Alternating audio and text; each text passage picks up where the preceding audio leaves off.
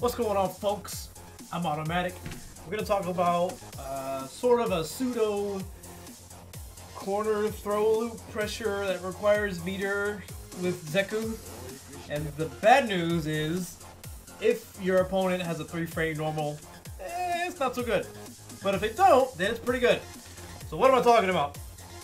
Zeku's throw, even standing fierce, this will crush counter even characters with 3-frame normals. So if you follow this up with Ex Teki, it now leaves you in range where you can take advantage of that +1.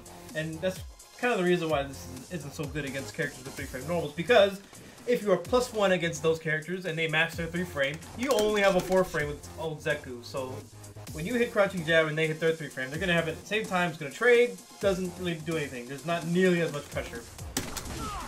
But in this scenario, when you have them in the corner, the Ex Teki leaves them within range for the throw. You normally are not in range. And it leaves you in range for a follow-up combo if you do counter hit with that crouching jab against the 4-frame character. Again. So now I can actually combo from that standing medium punch. And you probably want to go into either an Ex Teki or medium kick Koku from here. And then confirm up with a counter hitting crouching jab. So that's pretty good. So what I want to talk about now is when that standing fierce crush counters, if they are matching on wake up, excuse me, what would you do after that? Because now you can potentially get this scenario. Now the Ex Teki, when the standing hard punch crush counters, it's a different knockdown than if you were to hit this regularly. This is because that standing hard punch is crush countering them and putting them in a juggle state. They're higher in the air. It's going to take them longer to get to the ground. So you're going to have more advantage to space out the time. You have more time during that knockdown than you normally would. So what would you do with that? So if we're dealing with 4-frame characters, we can do setups that are unique to characters who don't have them.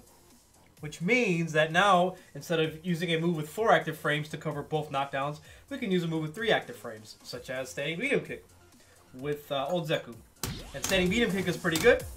In terms of if that counter hits, then you can link standing hard punch, or you can go without counter standing medium punch into like Teki. So with that in mind, we can frame kill with our sweep actually. So I can show you, make sure they're all good to go here. If I sweep and then hit standing medium kick, that actually hits on the same frame against normal recovery.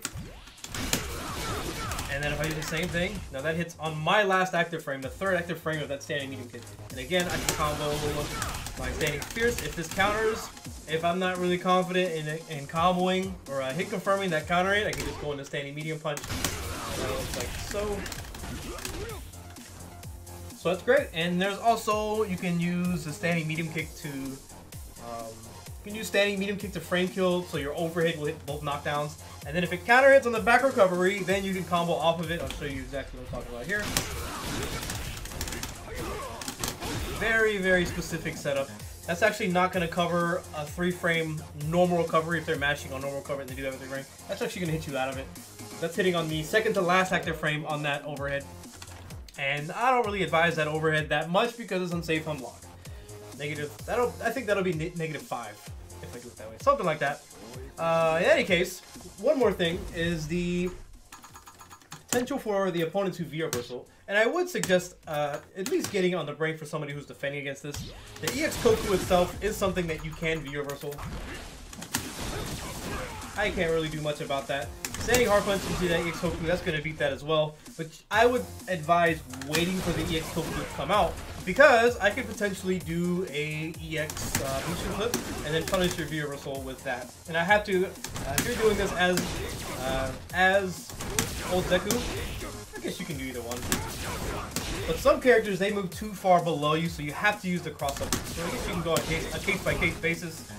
But for the most part, I would go into the cross-up. So yeah, that's it for now.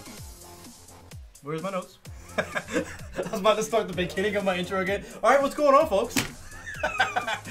Thanks for stopping by. I hope you learned something. Let me know your thoughts in the comments below. Like and subscribe. I'm Automatic.